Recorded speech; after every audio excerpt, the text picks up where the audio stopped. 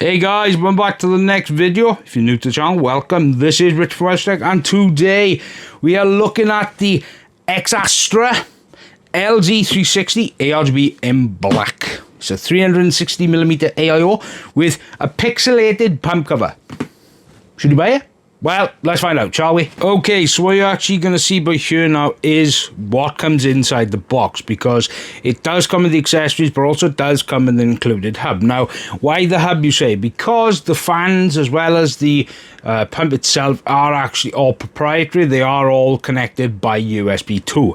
Now, what you'll see by here is the actual hub, the connections. You'll see the overall accessory part of it. Now, when it comes to the actual specs of this, it does support LJ 1851, 1700, 1200, as well as 1150. It's AM5 and AM4. Now, when it comes to the actual cold plate, that is actually copper. The pump speed is between 600 and 3000 RPM. It's a ceramic bearing. The pump noise is 28 decibels. The connector is obviously a 4+9 pin. Now, the fans do have a fluid dynamic bearing. The speeds are 800 and 2200 RPM. The airflow is 74.76 CFM with a air pressure at 3.72mm H2O. And of course, the actual screens or the displays, they're basically a 16x16 pump dot matrix screen. Okay, so if you want to see or hear how loud the fans are, this is where it's going to show up in the video.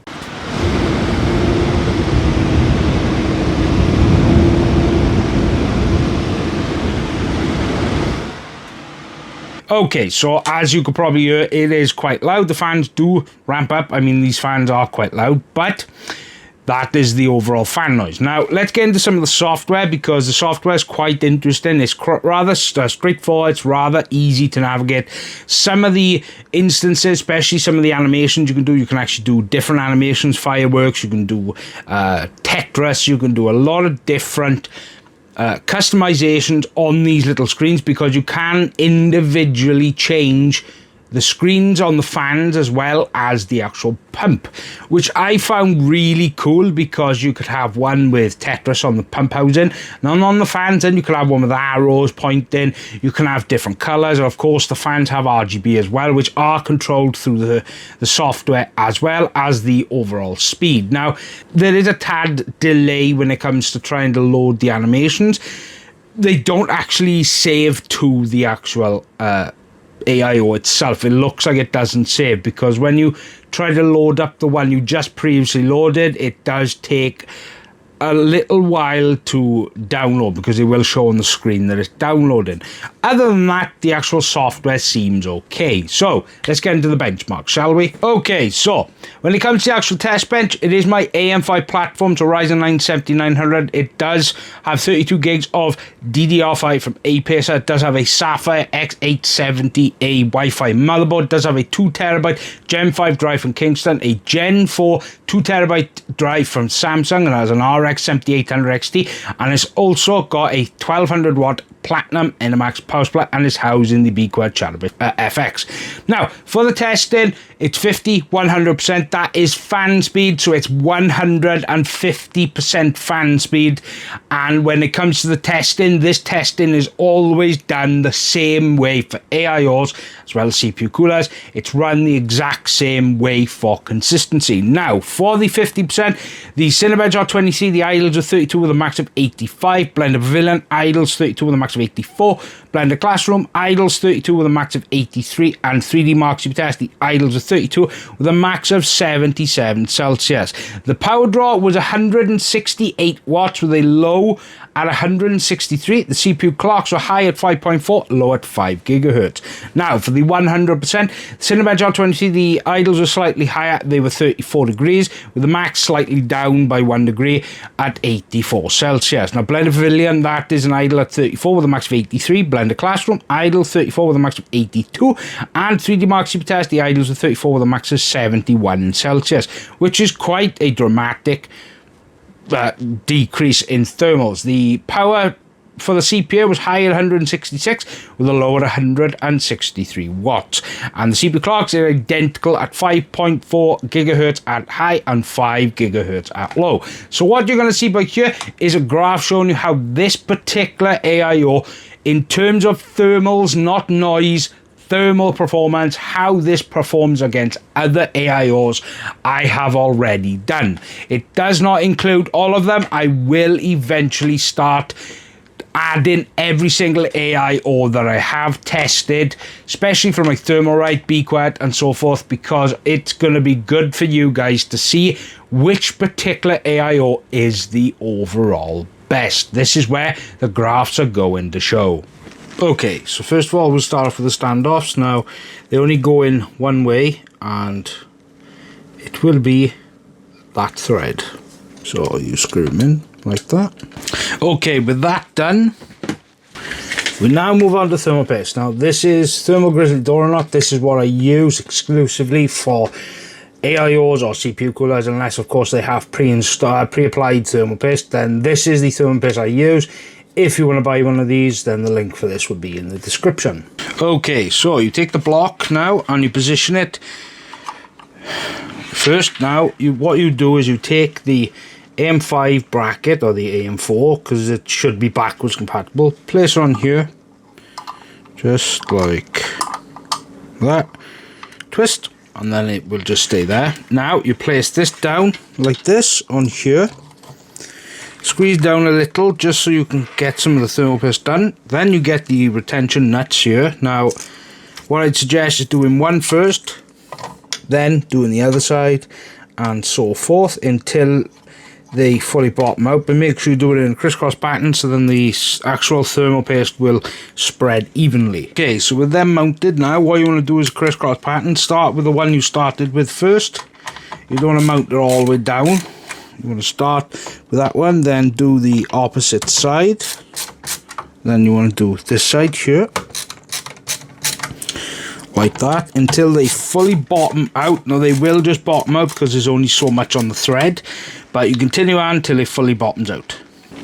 And if you would like to buy one of these LTT screwdrivers, that will be in the link in the description. Now, as for the pump, this is a little bit different because the fans and so forth actually are, you have to connect them to a hub, but the pump is a separate 4-pin PWM, which is here. Now, the positioning is going to depend, but a lot of motherboard manufacturers or brands have them located near the CPU. But as you can see, this one by here, AIO pump, is by there. So you just plug this one in here, like that, and that's done.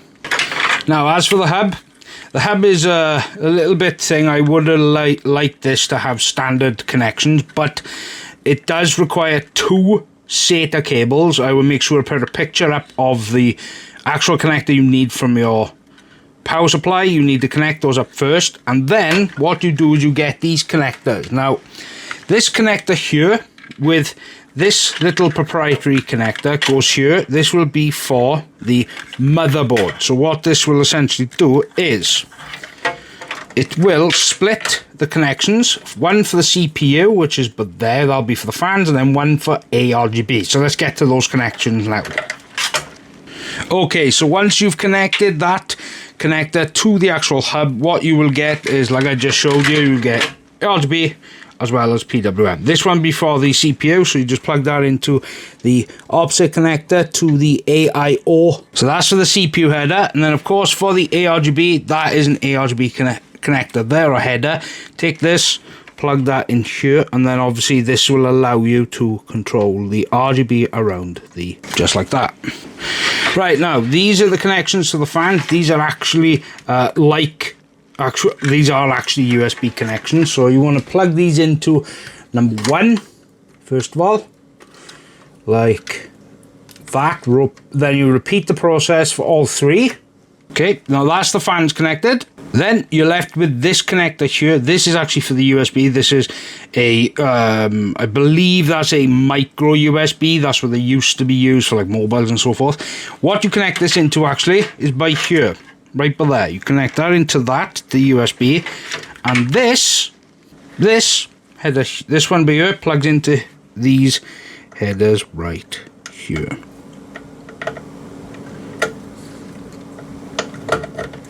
just like that. And as for the installation, that is pretty much it.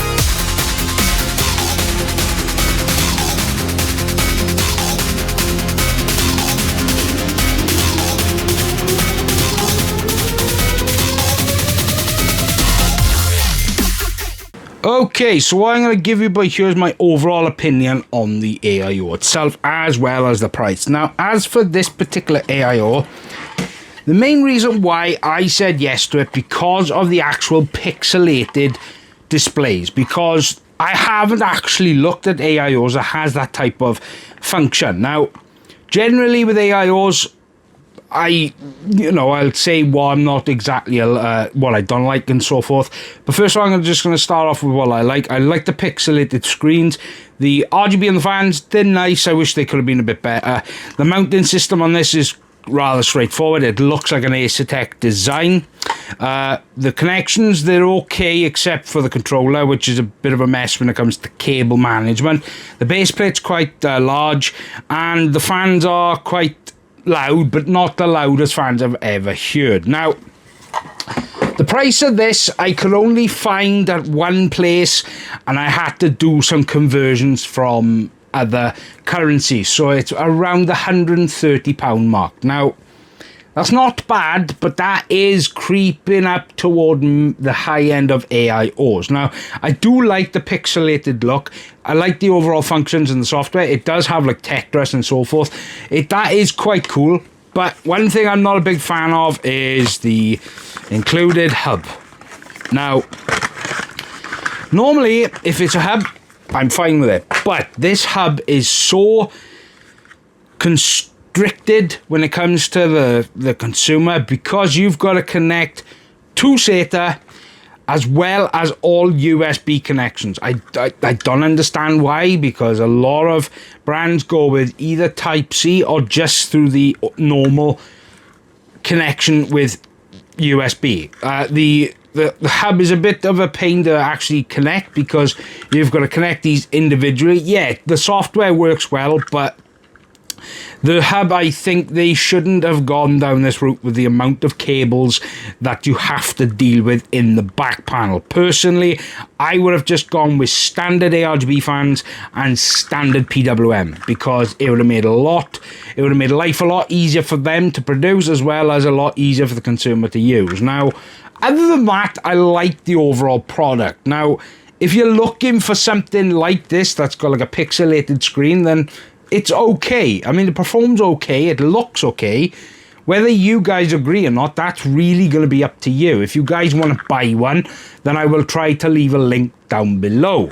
And yeah, that's my overall opinion. It's okay, but I just wish they hadn't have gone down the USB route for the connections for the fans. So yeah, look, a big thank you to them for sending out for review. I would like to also say, make sure you subscribe to the channel. I've got tons of stuff coming, so make sure you subscribe. And as always, I hope you guys have a fantastic week and weekend ahead of you. This is Rich for WELSHYTECH. Goodbye.